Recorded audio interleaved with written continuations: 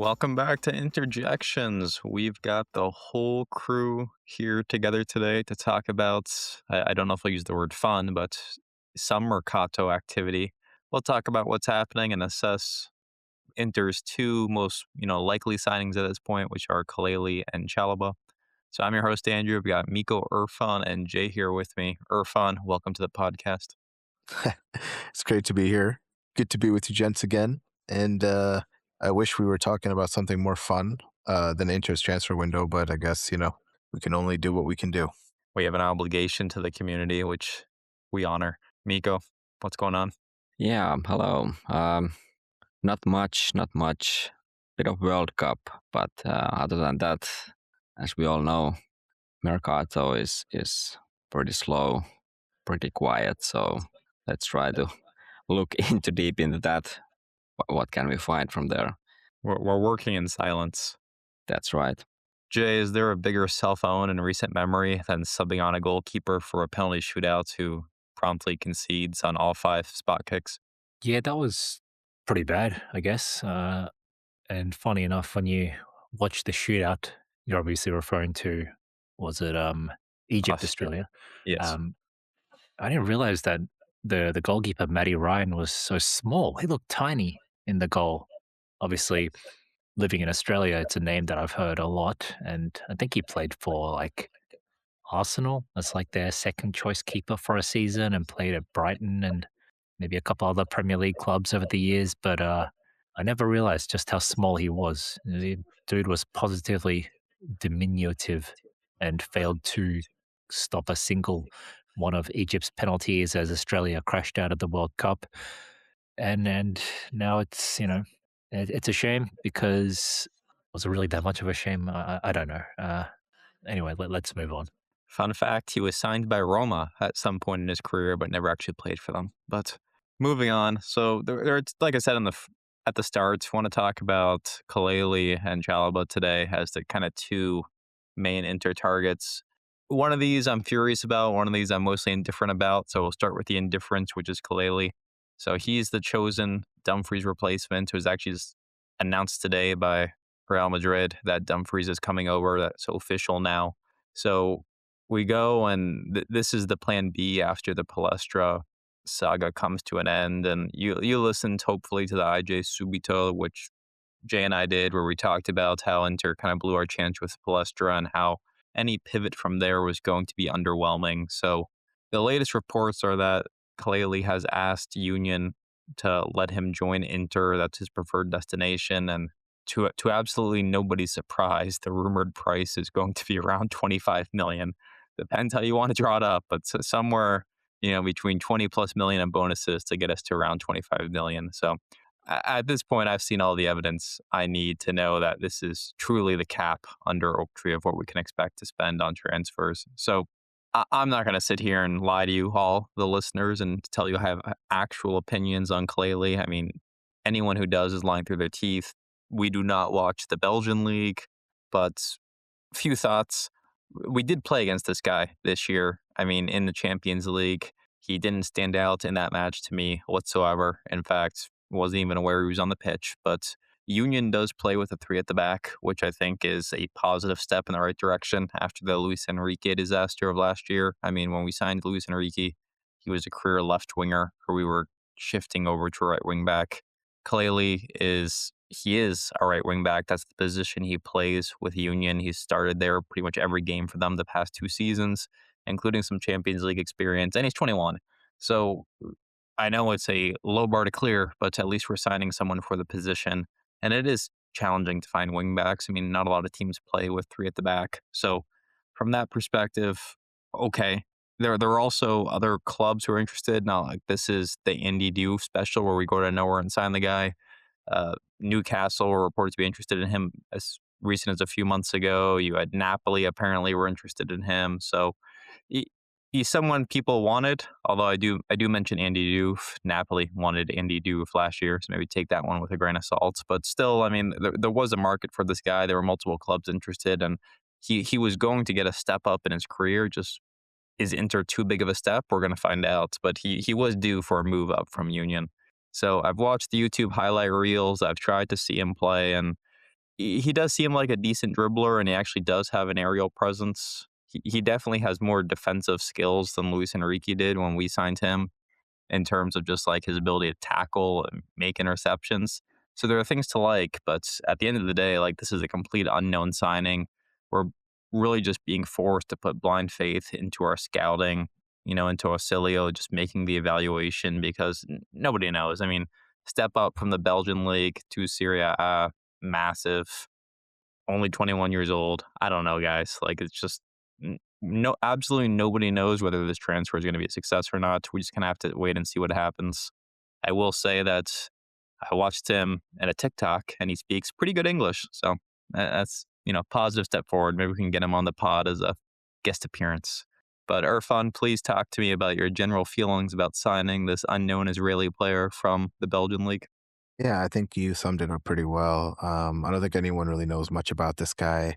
And to me, it's sort of like a symptom of a typical Inter transfer window, which is like, we're linked with all these media headlines to a player who would actually be someone who is worthy of our sort of time and money, and someone who is well liked and well wanted by a lot of different clubs on an international level.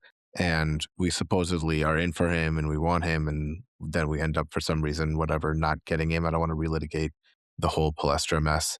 But then to go from that to all of a sudden some sort of very unknown player that, fine, maybe a few clubs have been linked with, but is in the Belgian league, is relatively anonymous. You kind of hope that we have the sort of structure that we can identify these talents and pick them up and bring them into the club, and with some upside as well, right? Because they're young players, they're on low salaries, they're starting in their career, and there's some potential there. But honestly, the track record for such players at Inter is pretty mixed. We don't really do a good job of identifying and picking them up. I mean, for every Bisek, there's, you know, Aslani, and there's, like you mentioned, Luis Enrique, and there's Andy Diouf. And I don't understand why the pendulum swings from a young, exciting, well-known Italian player with pedigree to like this random anonymous young player in the Belgian league. Like there has to be something more in the middle for a club like us, especially when you're trying to replace a starter, and not just a starter, you're trying to replace a veteran leader sort of starter who is a starter for his national team, which is essentially like a top 15 national team. So I think it'd be a massive downgrade unless this guy really comes in and just blows like all of us away. Like it is going to be a massive downgrade. And it worries me immensely that we think that we can get away with something like this. Again, it goes back to the arrogance of this team at times where they think they can plug in and they're the smartest people in the room, and they can just find some player off the street and put them into the team and make the team better in some way. So it really kind of pisses me off that this is the route that we're going.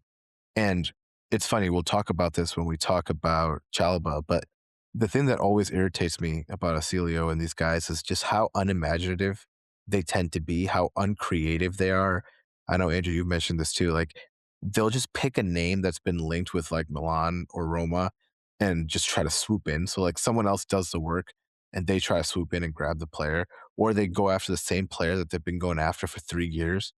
And it's very frustrating that you just see these players, including in the World Cup, who are playing really well, right? Like take like Ryerson, for example, at Dortmund, like a player who's like what 27, something like that, playing really well, has great experience, and you just know immediately as an Inter fan, there's zero chance that we can get this guy, right? Just zero chance. And if there's a young, really sort of upcoming player that flashes in the World Cup who's playing in, the Netherlands or playing in France or something like that, you just know, you just expect that, hey, we're already out of the race for this guy because, there's no way we're going to do that. And to top it all off, what makes me so mad is that it's the jig that every other club in the world has figured out, which is if Inter come calling for some sort of no-name second-tier talent, at least make sure you extract like 25, 30 million out of these guys, right? So again, like you have to evaluate these players on a cost basis. if we're in for a Khalaili and we're taking a risk on this guy for like 10, 15 mil, okay, fine, whatever. Like, you want to throw 10, 15 mil out the window on a possible player who could shine, fine.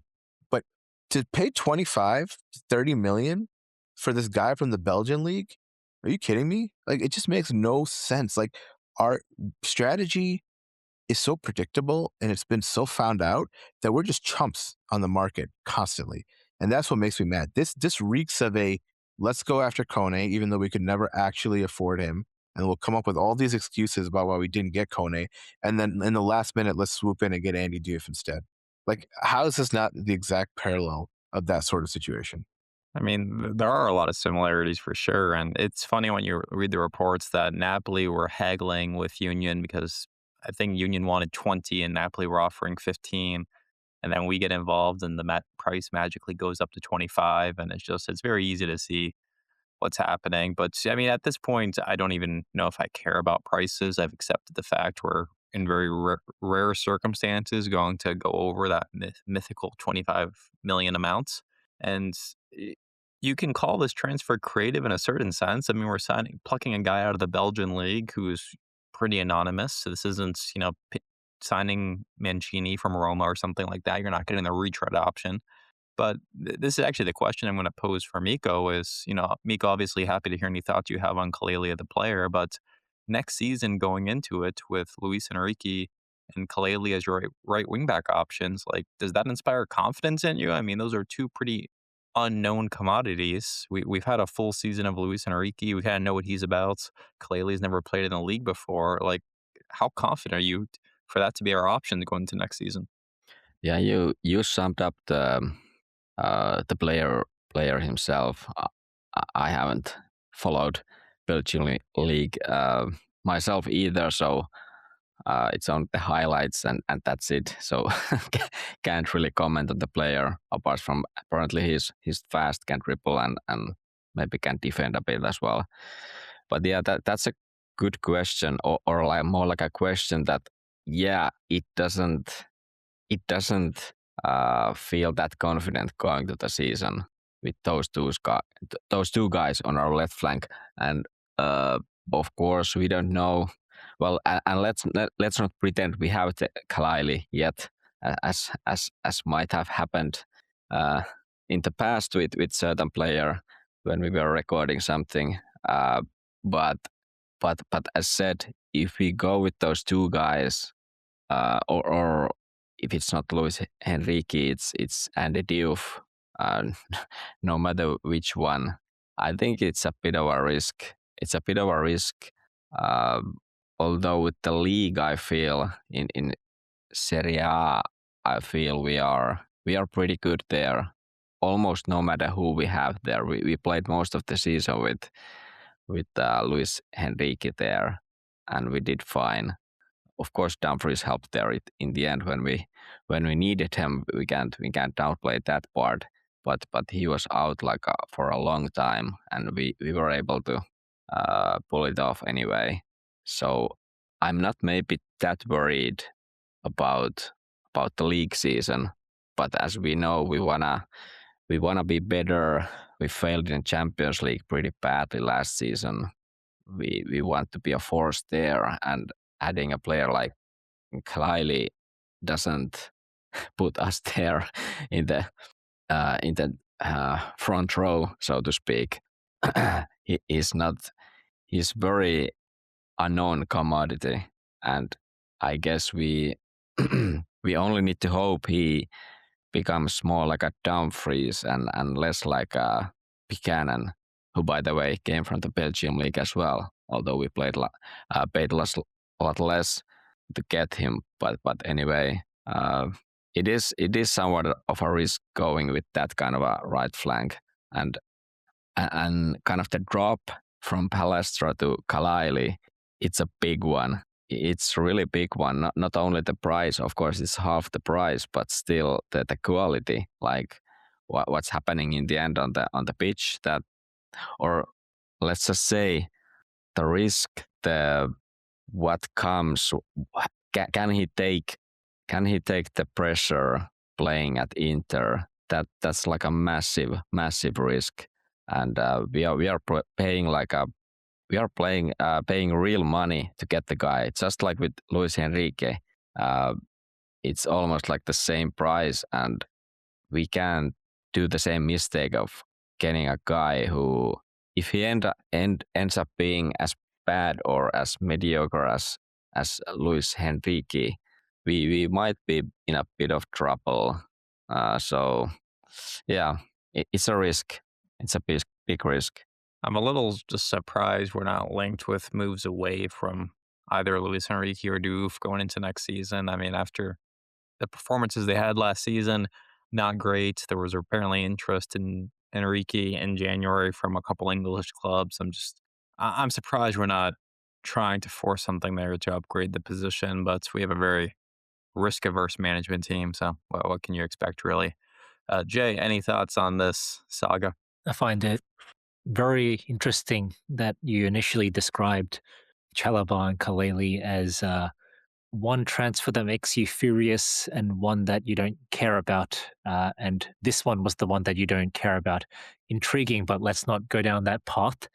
Uh, yeah, look, this is just such a strange situation where we head into uncharted waters in the fact that the ocean we're sailing into is unmapped, but you know for a fact the water is full of shit.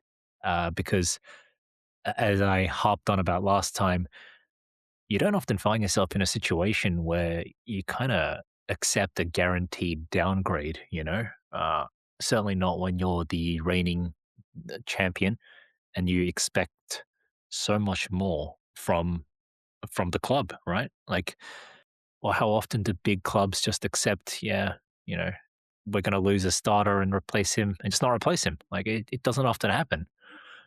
Big clubs have money, big clubs have prestige, big clubs have expectations to uphold. They have a obligation to compete and to willingly kind of default on all of that, or to like basically fold ahead of time by not investing is really, really uncharted waters, like I said. And obviously, look, we all know that we tried to invest in the Palestra deal, and that fell through. And now that this is the alternative, but like I said, there was no like for like Palestra deal out there that we could have jumped to after missing out on Palestra, right? There was no other 40 to 50 million rated young wingback tearing it up in Serie A or anywhere else.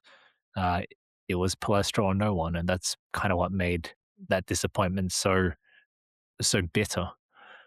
So this is the player we end up with, and I will potentially end up with, because as Mikko very wisely said, it's certainly not a done deal yet. Um, and I'm kind of at the point where like I'm just glad it's not a known commodity like a dodo or something, right? The names that we'd been linked to were so uninspiring. And again, this is going to be a very interconnected conversation regarding Chalobah. Irfan touched upon this, how we have a tendency, and I don't know who's exactly at fault to this, whether it's Marotta himself or Arcilio. I suspect it's both of them, to be honest, but this tendency of just being linked with the same names year after year after year, regardless of how badly these players kind of decline in those years, right? I mean, there was a time where we were still linked to like the likes of Pjanic and stuff like this. Emerson Palmieri, like Emerson was a promising fullback when he left Roma, right? And then he spent the better part of his entire career in England being distinctively, unquestionably proven as a mediocre commodity, and yet we were linked with him for years. And this is, I'm just glad that we haven't done that for this right wing back situation. Chalobah, another story, but like I said, we'll get there. I have nothing to say about Khalaili other than the fact that he's short and that I don't really like. I mean, he's 180, which means he's not short by the general population, but short for an athlete, short for a professional footballer. And I know some people don't seem to mind that, but maybe it's linked with the fact that Palestra was like 190 something, and I kind of like that Hakimi-esque kind of long, limber, kind of languid racehorse physique, bolting down the right flank at high speed. Maybe that was something of an attractive prospect to me with Palestra that I'm missing out on. But yeah, I feel like Khalaili being quite a bit shorter than pretty much any of our fullbacks. He's shorter than Gosens, shorter than Perisic, shorter than Dumfries, shorter than Palestra would have been. I think the only fullback he's I think he's shorter than Luis Enrique as well. The only fullback he's taller than is obviously DiMarco. So I don't know how I feel about that. I feel like height and that physical prowess is an increasingly important commodity in this modern era of football. I spoke about this the other week as well. So much depends on being able to break apart a game, being able to break apart a system with individual skill and individual gifts, whether that's the gift of technique and finesse and trickery, or whether it's the gift of just sheer unadulterated pace and power, kind of like a Gareth Bale or like a Liao, right? We Interisti know how effective both those players have been against us, and to have that kind of rare combination of speed but size is something that Palestra had. Whereas I don't think Khalaili possesses the same in terms of he might be fast, but smaller players who are fast are a little bit zippy. They can be they can be pushed off the ball. They can be kind of muscled away and jockeyed away and contained a little bit easier than these big athletic guys who are also uh, who possess that rare blend of pace and power. So that's really my only downside with Khalaili, because I haven't seen him at all or enough to really come up with any other downsides. For what it's worth, I remember some people kind of doing a comparison between him and Palestra in terms of these video game style. What do you even call them? Like these kind of prisms where you've got like on each corner of the hexagon or whatever different attributes like progressive passes, successful tackles, headers won, successful dribbles or whatever. And at least in this one instance, Khalaili's Khalaili's shape or line grid, whatever you call it, dwarfed Palestra's, right? Palestra's entire thing fit inside Khalaili's prism outline. So take that with a massive grain of salt, because at the end of the day, nothing beats the eye test. But for what it's worth, at least the stats say he's got a much better range of passing, much longer range of passing, and some short highlight videos I've seen suggest that's the case as well. I've seen him like switch the ball from the right flank with these long raking passes using both his left and right feet, which is not really a Palestra thing, as we know. Uh, Tends to go for these diagonal balls, certainly more than Palestra. And his defensive actions per 90 were, Palestra was practically non-existent. I remember this was something that people were talking about as a potential concern of his, how little he seemed to defend. But that doesn't seem to be an issue based on the statistics, at least with Khalaili. So again, nothing to really not worth betting house money on, but something to keep in mind. Could you speak to his accelerations per 90? I can't, but if we have these two acceleration beasts on the right flank, then I think that's a good ace up our sleeve. But the one thing I'll finish on is just to say that I absolutely agree that there's not enough kind of security there on the right flank. You've got three options at this point: Khalaili, again, if we sign him, of course, Khalaili, Luis Enrique, and Diouf, and none of them are a guarantee. None of them deserve to start based on what I've seen. So, what are you going to just go into the season with this constant rotation of right backs? Is someone going to step up and claim the spot, or will there be kind of hiccups and inconsistencies among all three of them? It's like I said, uncharted waters. Really strange. Yeah, and so to Irfan's point about like how our management typically does not do the unknown, they go for the safe option.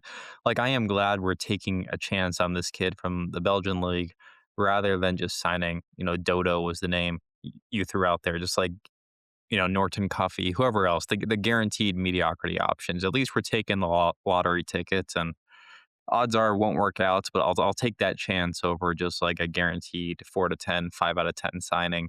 I get so frustrated with Morata and Auxilio at times because they're just so plain and so risk averse. And if we had a bolder management, not only would you see like more wholesale change to the squad, but you'd see some creativity. Like there was an idea somebody threw out there, which I support for a variety of reasons, which is okay.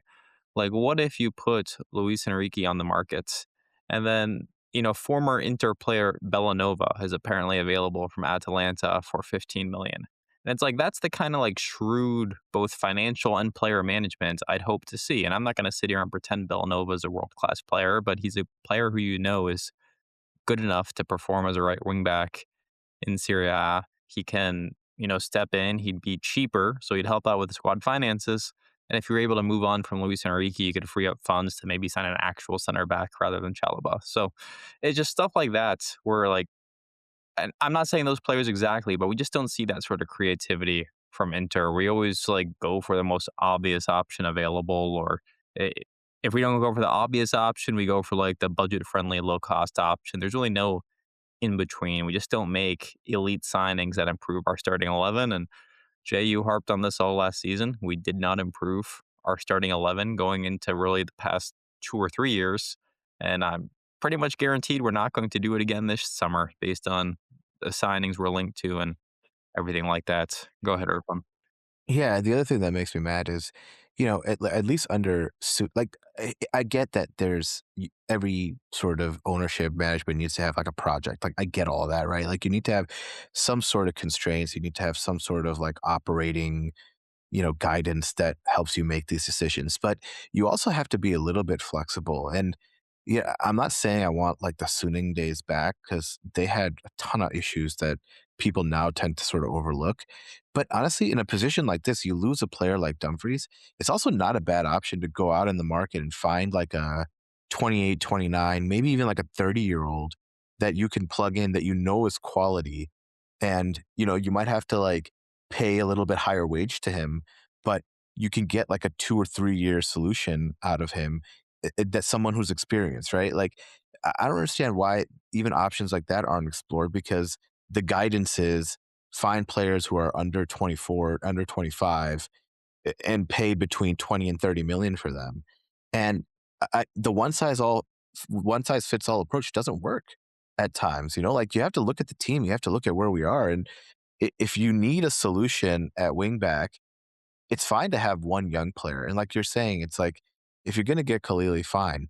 Then sell Diouf or sell Enrique and plug in like a established veteran. Like we were able to get a lot of mileage out of Darmian. We were able to get miles out of like, Ashley Young back in the day. Like find somebody who can come in who's experienced and like you might have to give them a little bit more wages, but you'll be saving on the transfer fee and you're not looking to hit a home run. You're looking to improve the squad. Like again, the economic model has to also fit the sporting model. And I don't understand how you can go in year after year after year trying to hit a home run on these 20 to 30 million rated players.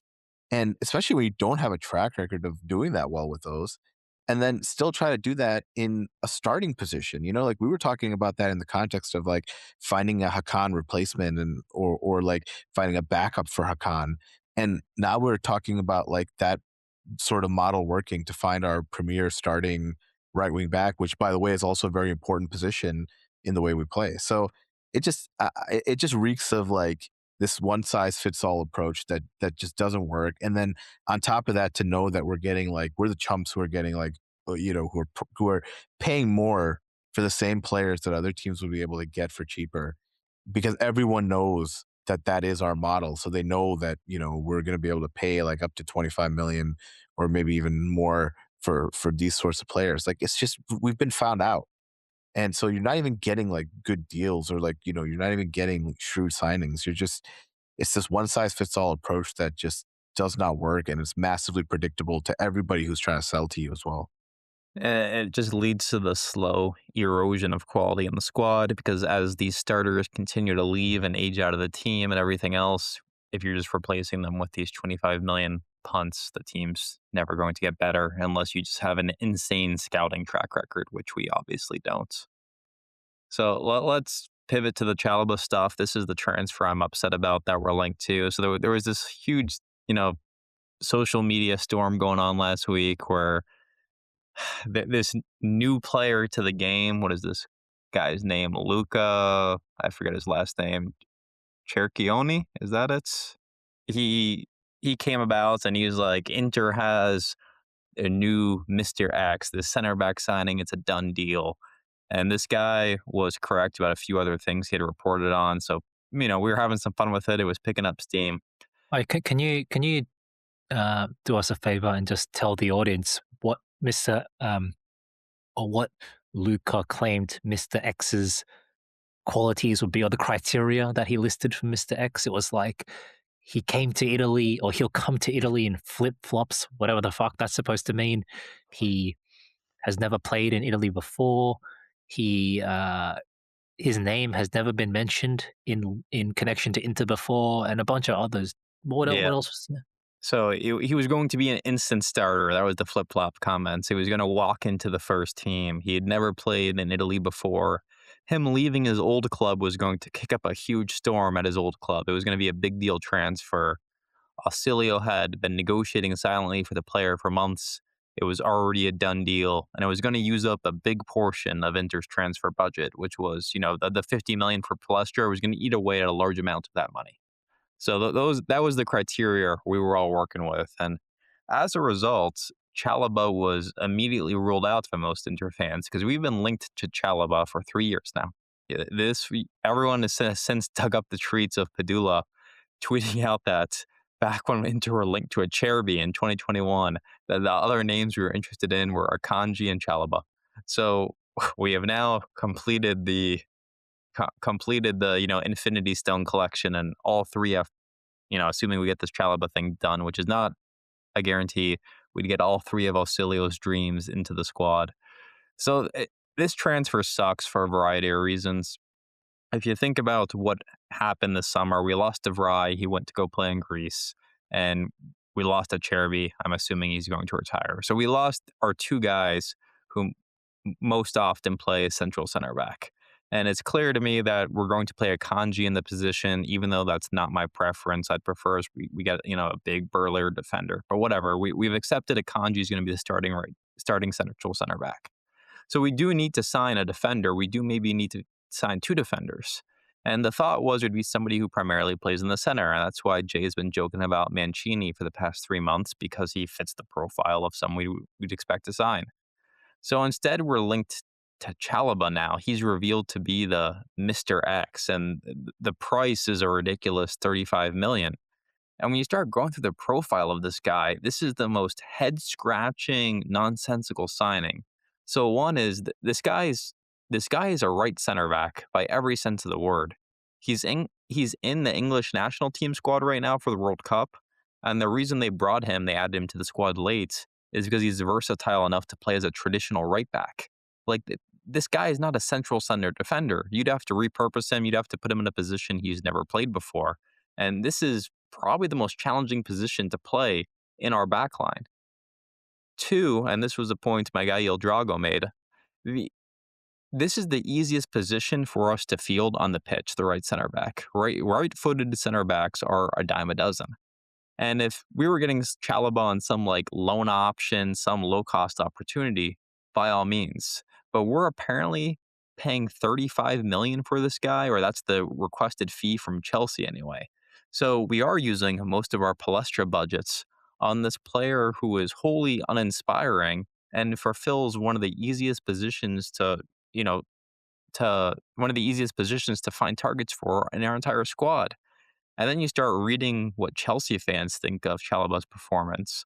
And while a lot of them think he'll be successful in Serie A because we don't have athletes in this league and he's basically a track star by Serie A standards, but they called him the best defender on 10th place Chelsea last year, but still nowhere near good enough. And when they talk about their plans for next season, they're saying they want to keep Chalobah as a first option off the bench.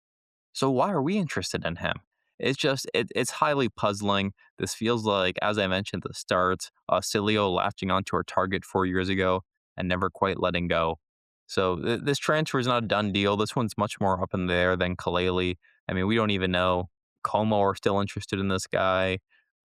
Chalobah's agents have been in Milan. We don't know where we're going to go from here, but I just don't get this one. It is a ton of money. It is not proven quality, and it's a position I'm not worried about. Like, there are better Serie A experienced right center back options out there, and candidly, I'd rather spend like 25 or 30 million on Soleil than take a complete punt on Chalobah. Just none of this makes sense to me. So, Miko, please explain to me what's happening here. Yeah, people are pretty kind of in a rage situation with this signing. I'm not maybe thought that much of panicking over this.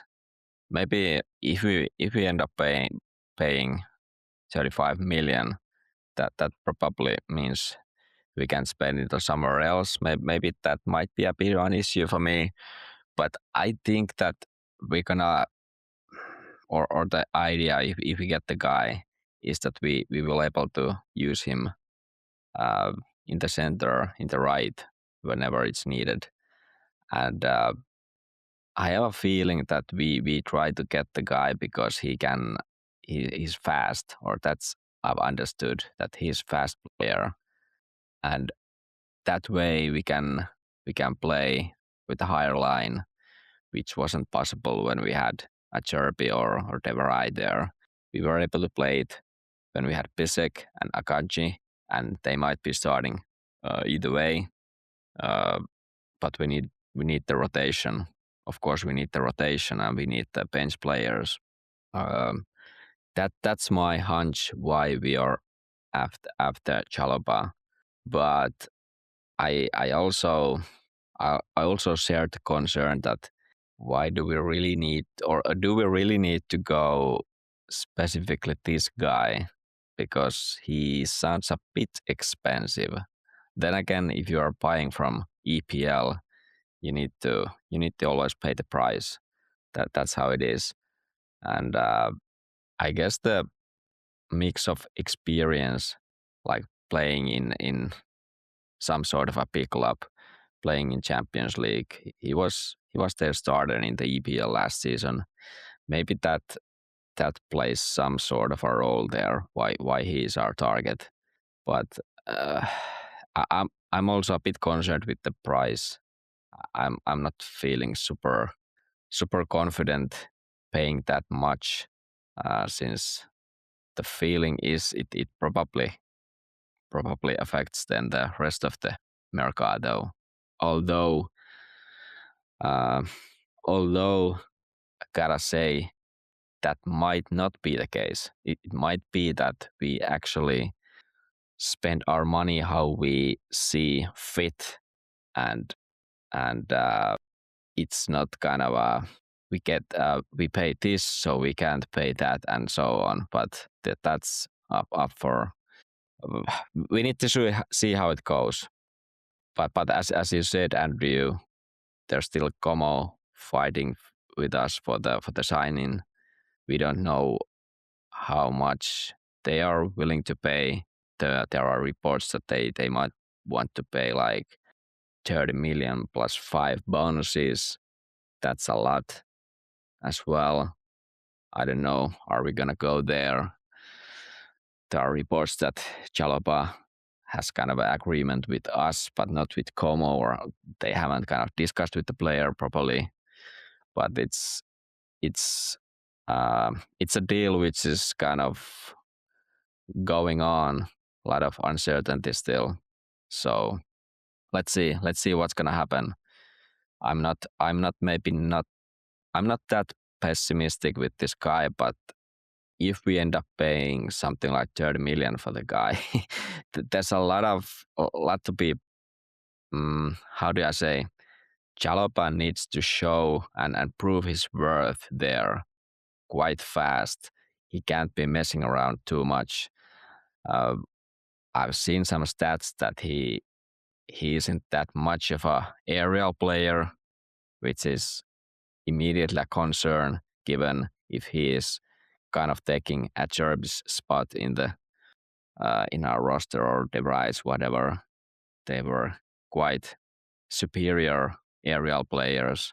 not that much on the ground, and how fast they weren't. But then how we play, there are always times when we need those center backs who can command the aerial space, and Chalobah, based on the stats, doesn't look like one who can do well there. So there are concerns there, but maybe my view on this signing is not as kind of negative as maybe most of Inter fans. I think one of the most important things about this deal that's been missed out in the discussion so far is, I mean, maybe this is a really emotional way of looking at it, less business to, feelings based, which is certainly not a Marotta thing to really care about. But doesn't this make us just massive cocks, just bitches to go and buy Chelsea's trash after they stole Palestra from us? Like, it is just such a fucking cock move, guys. Like, we had this generational, I spoke about this the other week. We had this generational crown jewel, decade long player, future Bandiera lined up for us in Palestra. And Chelsea snapped him up as just another rich kid's toy, plaything, flavor of the month, a new luxury handbag. And to add insult to injury, we're supposed to go and subsidize that by paying 40 million for Chalobah. Like, how does that sit well with any Inter fan? How could any Inter fan accept a deal like that? It's ridiculous. Yeah, I completely, yeah. No, Jay, I completely agree with you. And look, I know Mikko's going to come in here and talk about how it doesn't matter and blah, blah. You get the player that's talented from the team that's talented and all that. But no, it does matter. It does matter. Look, here's the thing. Chalobah, this is the EPL, okay? Chelsea can sell Chalobah and money launder the way all these EPL teams are money laundering to any other EPL club. Like, you're telling me some 7th to 15th place EPL team couldn't easily outbid us for Chalobah, and yet we're always linked with this guy year after year after year. Like, can you name any other young, sort of promising EPL player that no EPL team seems to really want to get? Like, that's a red flag in and of itself. And so when you have a team like Chelsea who comes in and takes the player that you wanted, right? That's an Italian player that also your fan base is excited about. They come in and they just swoop that guy up, right? Just because they just feel like it and they can easily do it, flexing their means in front of you. And then you're going to go and buy their player for an exorbitant amount, which basically will help them in one way or another almost entirely fund their purchase of the player that you wanted. It's embarrassing. It's frankly embarrassing that you're going to go in and buy one of their bench players. Even though, like Mikko said, like, he did start last year, but again, they finished 10th place. They're clearly looking for an upgrade at pretty much every position. So you're going to go in and take their player and pay like a transfer fee that you haven't paid in like 5 years for this guy to help them after they basically took the player that you wanted and that you were excited about. And look, emotions do play into this a little bit. Like, I'm sorry, but this is a football club. We're fans of the football club. We obviously want signings that we're excited about. Like, I can't remember the last time they signed a player that everyone just didn't go, or like, oh, we'll see. Like, they don't buy players anymore that are established, exciting players because, look, all of us are sort of students of the game in a sense, right? Like, we watch a ton of football. We watch Serie A, we watch other leagues, we're watching the World Cup. Like, we know the players that are standing out. We know the players that are hot prospects. Now, some of them will obviously still miss. Some of them will have great World Cups and you'll never hear about them again. But the fact that, like, we just cannot be linked with and execute on a deal that anyone is excited about since probably the days of Hakimi is pathetic for a club like Inter when we are winning the league year after year after year. And then you get these like fancy, headlines about like, oh, Oaktree's finally willing to spend, oh, they're opening up their purses for these sorts of players. And then like you're linked with players like Nico Paz, you're linked with players like Lookman, you're linked with players like Kone, you're linked with players like Palestra, and then lo and behold, you can't close any of those deals. And then the players that you get instead of those guys are not one step down. They're 4, 5, 6 steps down. And then you're still paying money for them. How much did we pay for Enrique? How much did we pay for Diouf? How much are we paying for this Chalobah? Are you kidding me? Like, it makes no sense at all. I hate this transfer. And I'm not saying this because I don't like Chalobah. I think Chalobah's a decent player. I think he has decent potential. But the situation of this, like, if you look at this in like a broader context and not just in some sort of vacuum, this deal sucks. Like, this is a player who has less upside than he did 3 or 4 years ago, and yet we're paying more money for him than we were linked with 3 or 4 years ago. Like, it makes no sense at all. It's unimaginative. It's uninspiring. It's unexciting. Like, as an Inter fan, it's furious to me. It kind of just sums up the way this team is now. And again, Andrew framed it well when we were talking about the club. Like, we lost Dumfries, who was a very important player for us, who has pedigree, who's a starting player for his national team. We lost Acerbi, who had a lot of heart on this team. We lost De Vrij, who had a great career. And you're replacing these guys with these players. And these are positions of need. This isn't like a backup signing where you're trying to take a flyer on somebody hoping that they pan out so you can age out or get rid of one of your starters. Like, these guys are expected to plug in and play right away. They're expected to be starters. And like, you can't even get comparable talent to what's leaving. You're trying to take flyers on players who are going to be demonstrably worse than the players that are leaving. It makes no sense at all. I just want to point out and wish Trevor Chalobah a happy birthday, because it's actually his birthday today. I'm sure his ears will have been burning with all this fervent praise we're sending his way virtually. But yeah, I couldn't agree more, Irfan. And it's so telling that this guy's on the market every single summer, right? Chelsea have been actively trying to sell him every single year. The only reason he finds his way back into the rotation of centre backs is because they themselves have had such a tumultuous last 5 years or so. You know, changes in ownership, changes in management, changes in roster. He just happens to be the one kind of like homegrown player that's stuck around and finds his way here and there, eking into the starting lineup. Last season, as we mentioned, was his actual first season at 26, 27 years of age, where he managed to start over 30 games and be the first choice for the most part. And even then, the reports are that, okay, let's still sell him. You know, it's not, finally, Chalobah has finally come of age. This is his season. This is where he, the boy became a man, and now he's able to lead our defense, and a new star has risen, amid all the chaos and all these failed big transfers. Badiashile, Fofana, Colwell, name another dozen failed Chelsea signings. It's not like that. It's just, this is the guy who just happened to play because he managed to stay fit for once in his fucking life, because he's always injured, by the way. Never plays more than like 20 games a season because he's always injured. Barely starts half the games. Last season was the first time he had a decent, consistent season in terms of appearances, not in terms of quality. Because as Andrew mentioned, the Chelsea fan reception to him is, maybe now he's had a good season, we can finally get rid of him for once and for all. And as Irfan and I spoke about, just the insult to the fans of going and subsidizing Chelsea after they humiliated you with the Palestra steal is insulting. The tone deafness of the management to still consider any Chelsea targets is incredible. It's similar to the Lookman situation where I think it was in and amongst the Lookman deals, we went and sold them Zalewski on a very, very, very fair price,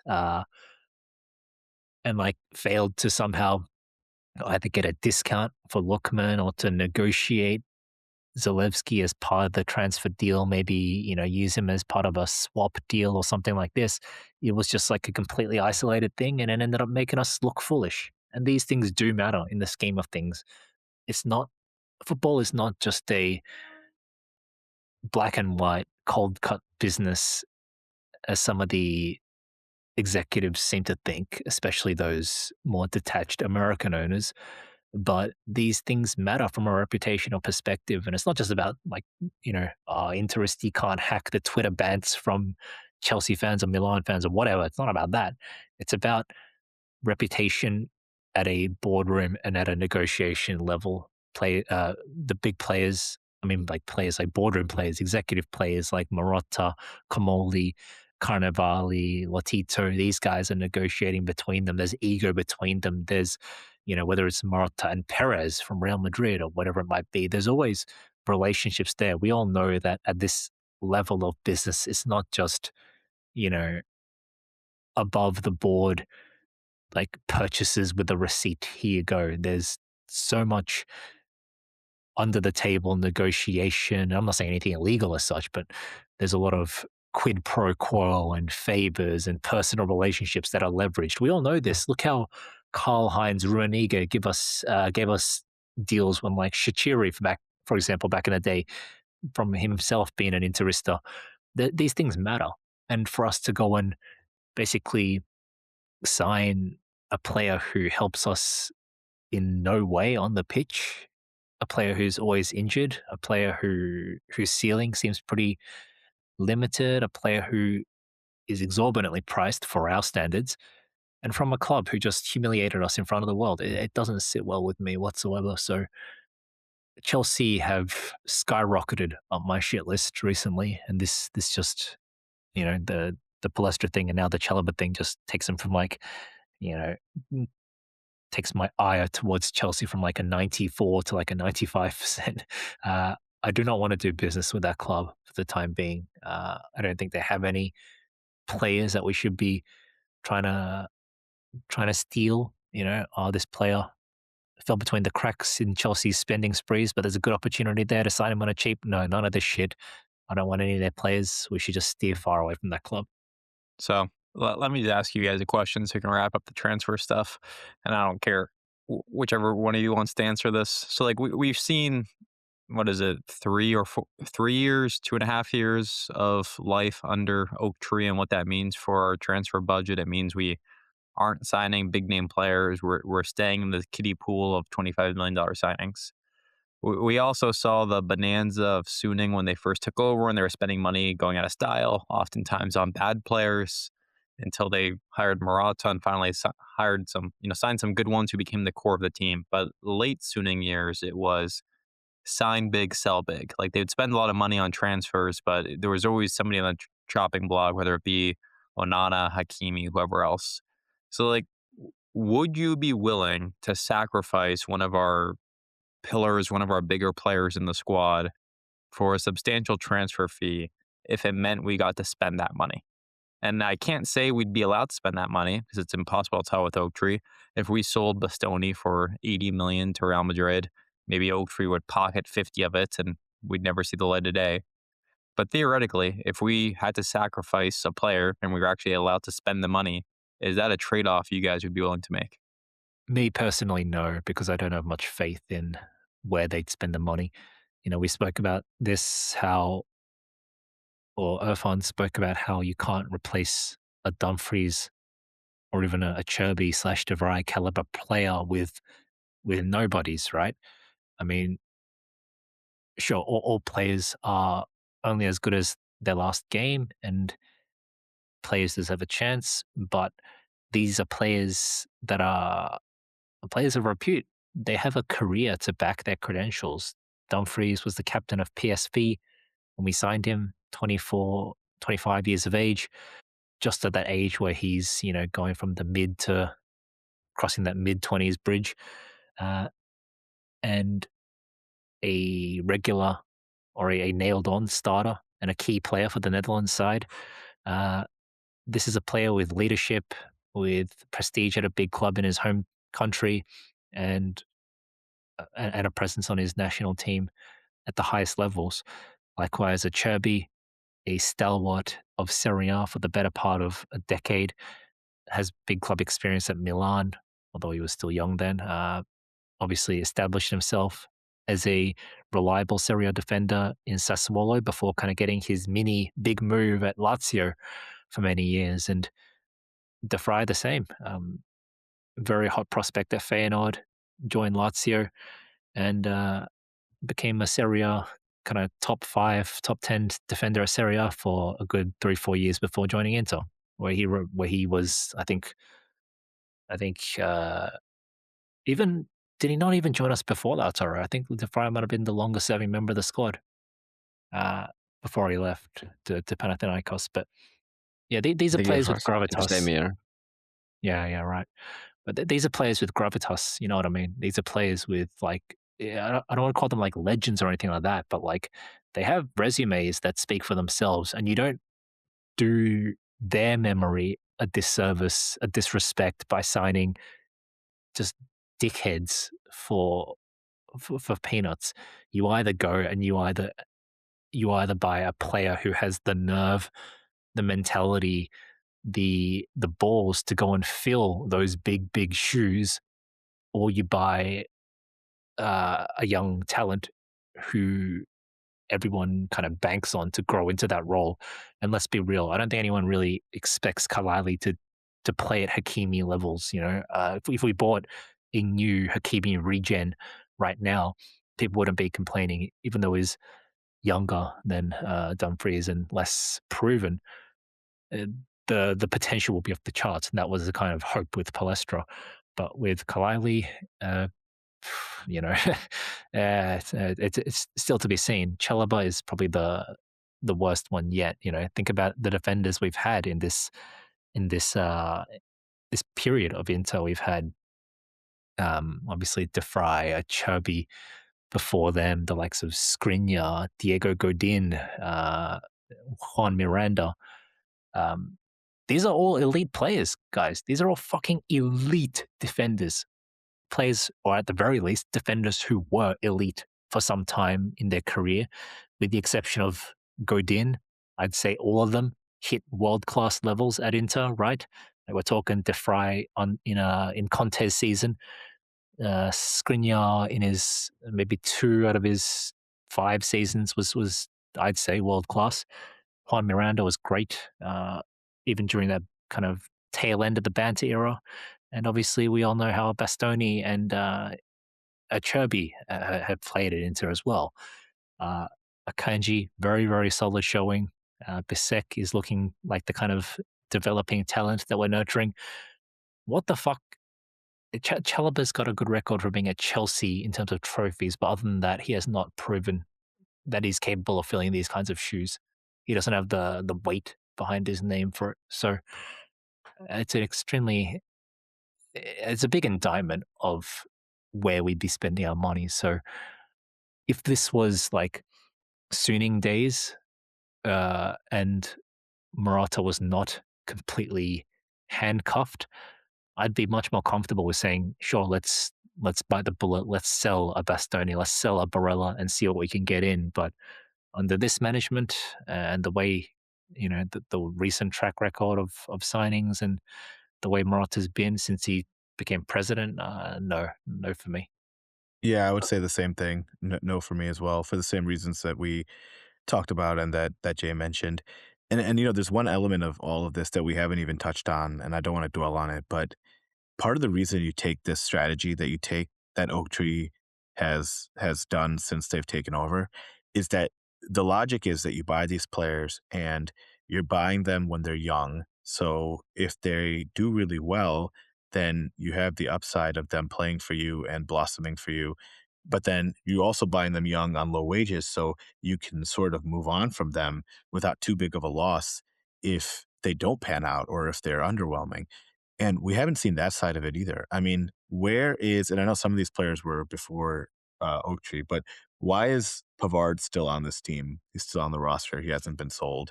Why are Enrique and Diouf like not even being shopped around? Like they're just expected to stick around, right? And then other players too, Fratesi. Why has Fratesi not been moved? Like these guys, like not only are they bad at buying, they're also really bad at selling.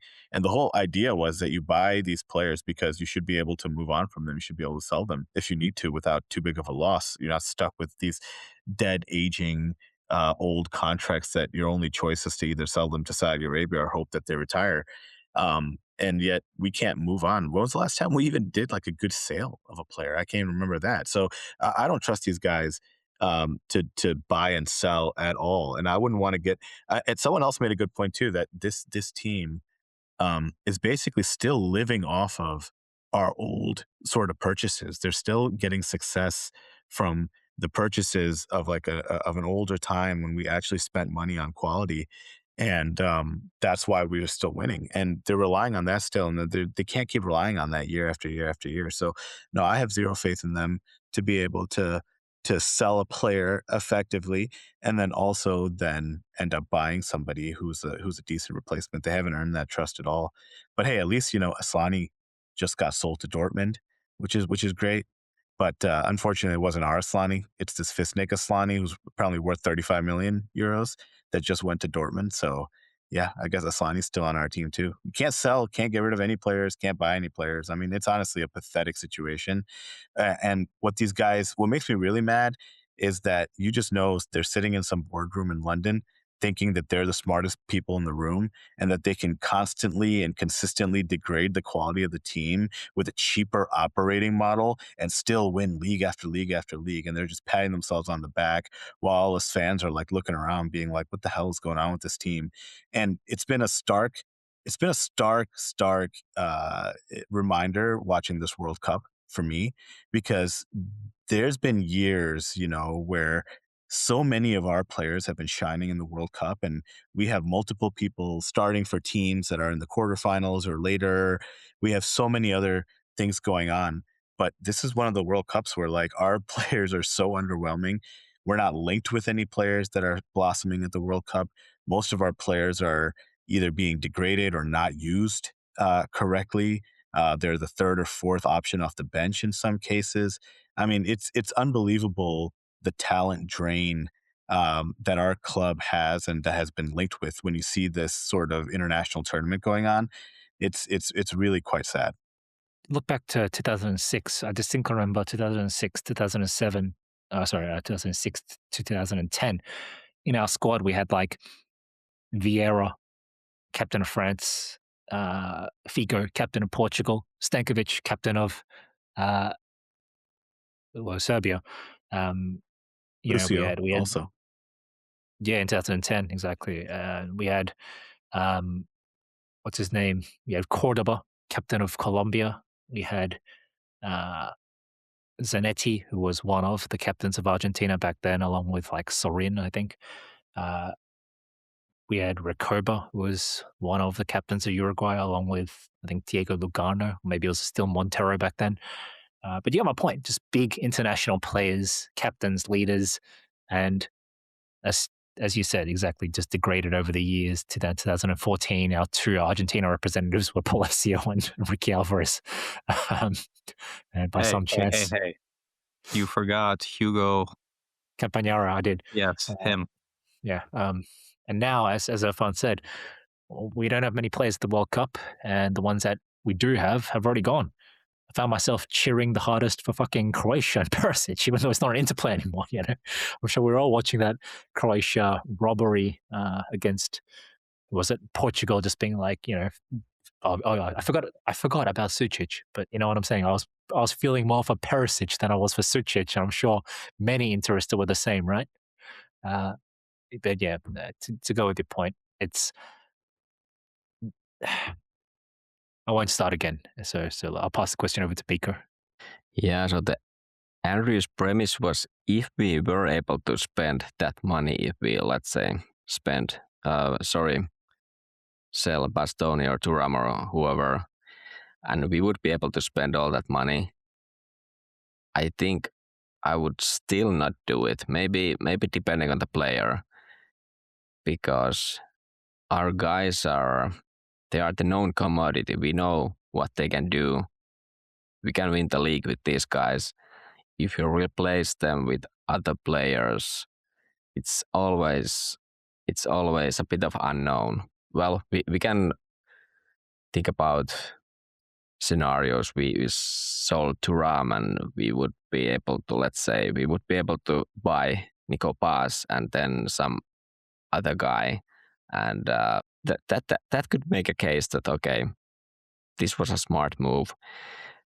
But still, I somehow feel that I am okay doing this. Like we are, we are where we are, and we know what the situation is. And I think what we try to do, what you guys try to be saying, that we try to get these lottery tickets and hope some of them kind of hits, and we we get the home run.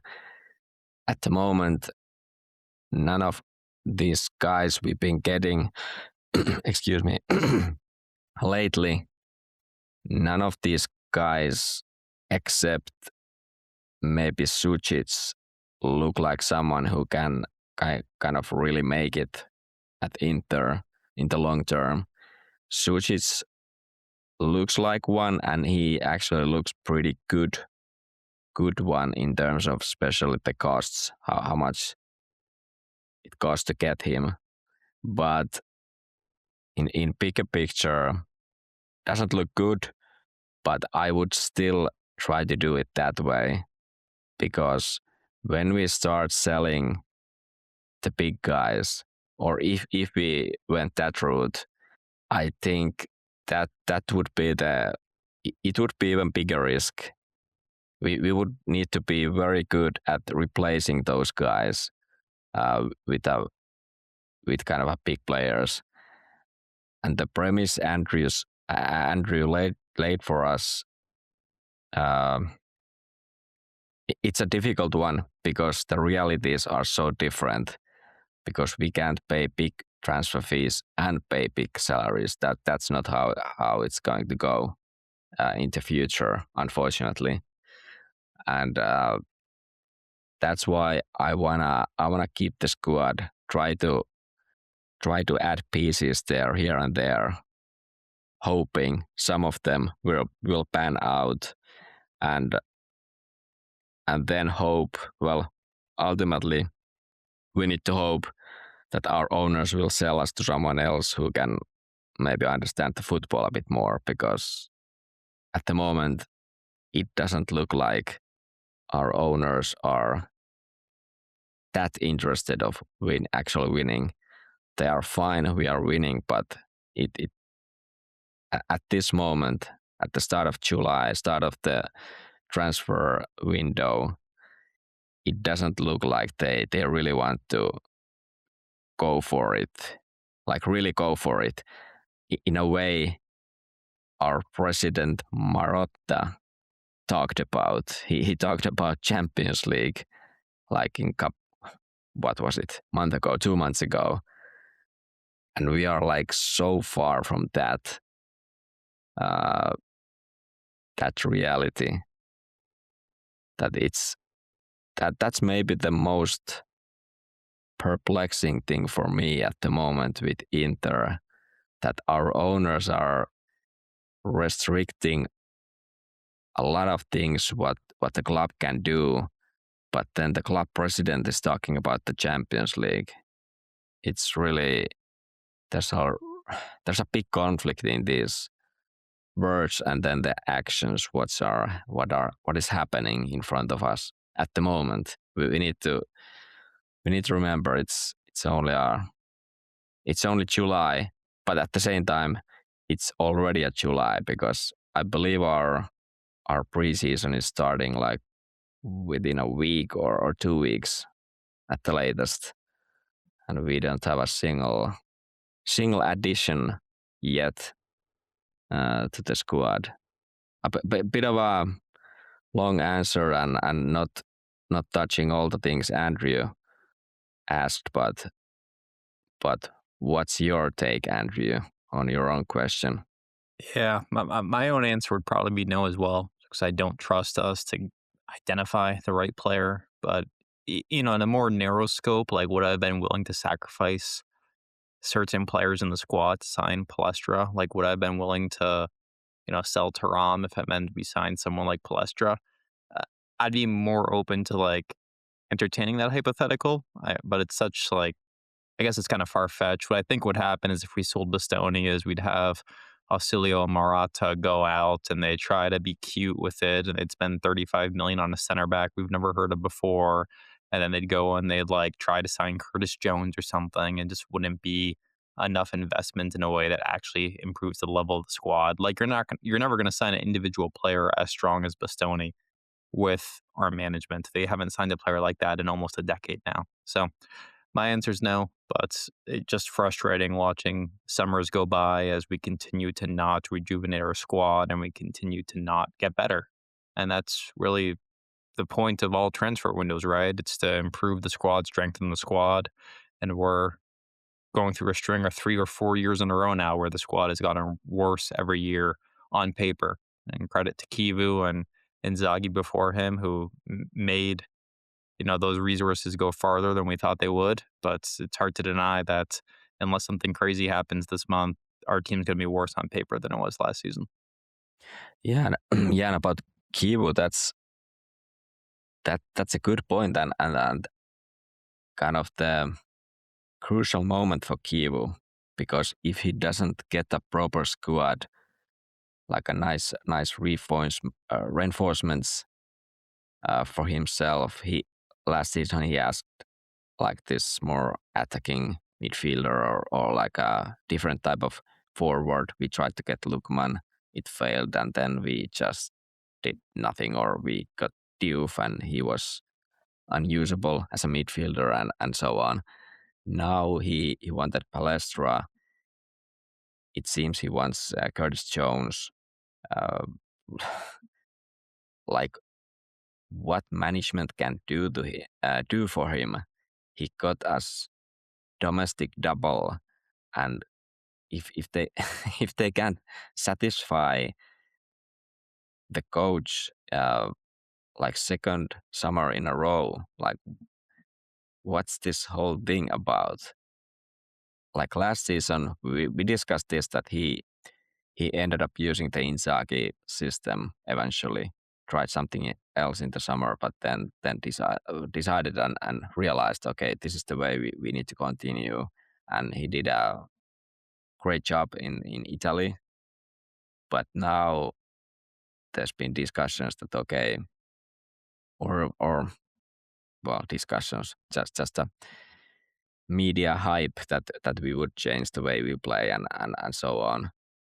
But what is the reality when if we are going to add only these pieces which might fit or are not like perfect additions, like what is because for Kivu the second season, this is the so-called the classic, the true test for Kivu, since now he needs to really prove his worth and kind of bring his own ideas to the mix, because we are losing these veterans here and there, and he needs to find his own game, and if he doesn't get the proper pieces to do it, what is going to be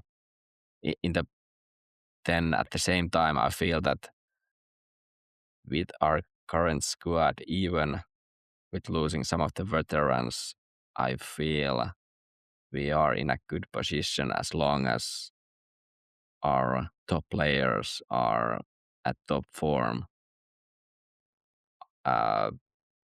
In Italy, we should be able to do well enough, but then the ambition level is higher, and I think Kivu knows that as well. But then what he can do if he can't get the pieces he needs, that's the big question for me, especially for this summer.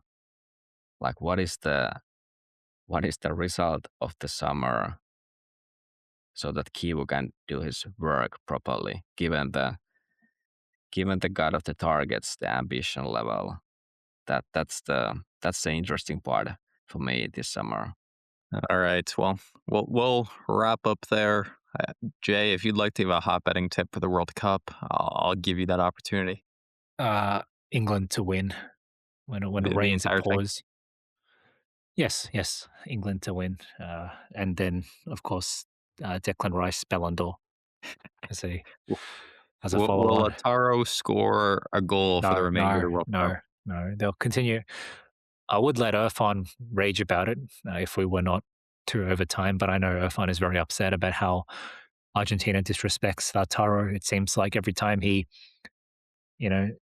sets Messi up on a plate, Messi somehow fails to score and then goes about scoring in other ways. It's almost as if he's scoring to spite Lautaro and not give Lautaro the assist that he deserves. So that's very disappointing. And Alvarez has not been great this World Cup either. I think probably due to the ongoing, at least partially due to the ongoing transfer speculation around him, which is its own fucking wild thing. But yeah, I think Argentina is probably my second pick for the World Cup, behind England, as mentioned.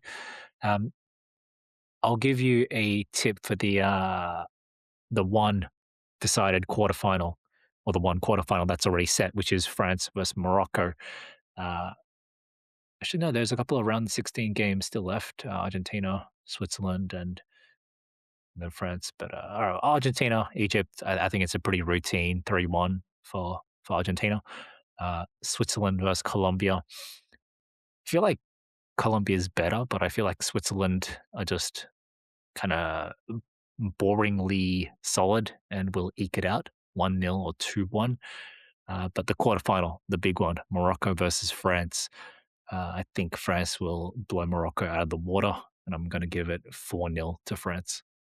Yeah, I was pleasantly surprised with how Canada played against Morocco yesterday. I realized they lost 3-0, but they were the better team for the first 55 minutes of that game. So I didn't come away overly impressed with Morocco, and this France side honestly looks like one of the best World Cup teams I've ever seen so far. So, all right, we'll wrap up there. Thanks if you stuck around this long. Appreciate you guys listening. Glad to be back with the entire crew, getting an episode in. We'll keep you posted. We'll see if we actually end up signing any of these guys. You never quite know with Hinter. Even if you get the here we go, you never quite know. So we'll see what happens. Until next time, Mikko, please do the honors. Forza Inter. And Forza Khalaili. Happy birthday, Chalobah. That's right. All right. That's enough.